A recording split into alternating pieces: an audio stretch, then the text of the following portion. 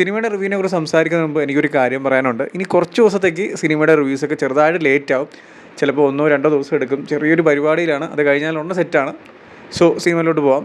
എനിക്ക് നല്ല രീതിക്ക് ഇഷ്ടപ്പെട്ട ഒരു അടിപൊളി മൂവിയാണ് പൊന്മാൻ. വളരെ ചെറിയൊരു സ്റ്റോറി, വളരെ ചെറിയൊരു കോൺസെപ്റ്റ്, അതിനെ നല്ല അടിപൊളിയായിട്ട് തന്നെ സിനിമയിൽ പ്രസൻറ്റ് ചെയ്തിട്ടുണ്ട്. ഒരു നോവലിനെ ബേസ് ചെയ്തിട്ടുള്ള ഒരു മൂവിയാണ്. 4-5 ചെറുപ്പക്കാരെന്നാണ് ആ നോവലിൻ്റെ പേര്. സോ ആ ഒരു നോവലിനെ ബേസ് ചെയ്തിട്ടാണ് ഈ സിനിമ ചെയ്തിരിക്കുന്നത്. ആൻഡ് ഈ നോവലിൻ്റെ സ്റ്റോറി എന്ന് പറയുന്നത് റിയൽ ലൈഫ് ഇവൻസിനെ ഇൻസ്പയർ ചെയ്താണ് ചെയ്തിരിക്കുന്നത്. അതുകൊണ്ട് തന്നെ ഈ സിനിമയിലുള്ള ഓരോ ക്യാരക്ടേഴ്സും അവരുടെ സിറ്റുവേഷൻസ് ഒക്കെ ആയിട്ട് നമുക്ക് നല്ലതാണ് പ്രോപ്പറായിട്ടുള്ള കാര്യം.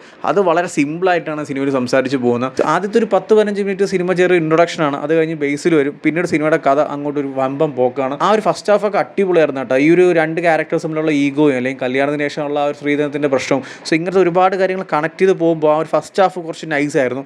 ആൻഡ് സെക്കൻഡ് ഹാഫ് അതിനേക്കാളും അടിപൊളിയായിട്ടാണ് സിനിമ കൊണ്ടുവരിക്കുന്നത്. ആൻഡ് ഈ ഒരു സിനിമയിലെ ഏറ്റവും വലിയ ഹൈലൈറ്റ് എന്ന് പറയുന്നത് ബേസിലായിരുന്നു. കാരണം ബേസിലെ ക്യാരക്ടർ പ്രസൻറ്റേഷൻ വാസ് വേറെ ലെവലായിരുന്നു. പുള്ളിക്കാരൻ്റെ ഒരു മോട്ടിവേഷനുണ്ട്. ഈ അടുത്ത കാലത്ത് ഞാൻ കേരളത്തിൽ വെച്ച് one of the best motivation എന്നൊക്കെ പറഞ്ഞാൽ ഇമ്മാതിരി മോട്ടിവേഷനാണ് പുള്ളിക്കാരൻ അടിക്കുന്നത്. ആൻഡ് ആ ഒരു ക്യാരക്ടർ, ഈ ഒരു ക്യാരക്ടർ റിയൽ ലൈഫ് ക്യാരക്ടറാണ് ഈ ബേസിൽ ചെയ്തിരിക്കുന്ന അജേഷ് എന്ന് പറയുന്ന ഒരു ക്യാരക്ടർ.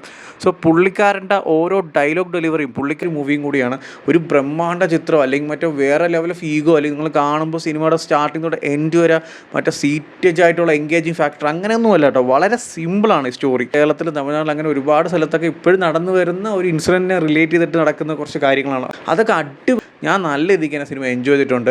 എൻ്റയർ മൂവി എനിക്ക് അടിപൊളി എക്സ്പീരിയൻസ് ആയിരുന്നു. ആൻഡ് ആ ഒരു സ്റ്റോറിയും ആ ഒരു കോൺസെപ്റ്റും അല്ലെങ്കിൽ അതിൻ്റെ പ്രസൻറ്റേഷനാലും കൂടുതൽ എനിക്ക് സിനിമയിൽ ഇഷ്ടപ്പെട്ട അല്ലെങ്കിൽ ഇമോഷണലി കുറച്ചും കൂടി അറ്റാച്ച് തോന്നിയ അല്ലെങ്കിൽ ആ ഒരു ക്യാരക്ടറിനോട് ഭയങ്കര സ്നേഹം തോന്നിയത് ബേസിൽ ചെയ്തൊരു ക്യാരക്ടറാണ്. കാരണം പുള്ളിക്കാരൻ്റെ ഒരു സിറ്റുവേഷൻ കാണിക്കുന്നത് അല്ലെങ്കിൽ പുള്ളിക്കാരൻ നിൽക്കുന്ന സിറ്റുവേഷനിൽ നിന്ന് പുള്ളിക്കാരൻ പറയുന്ന ഒരു മോട്ടിവേഷനും കുറച്ച് കാര്യങ്ങളൊക്കെ ഉണ്ട് കേട്ടോ. അതൊക്കെ അടിപൊളി ഈ ഒരു മൂവി കണ്ടവരാണെങ്കിൽ നിങ്ങളുടെ ഒപ്പീനിയൻസ് എന്താ വെച്ചാൽ കമൻറ്റ് ചെയ്യൂ. So much.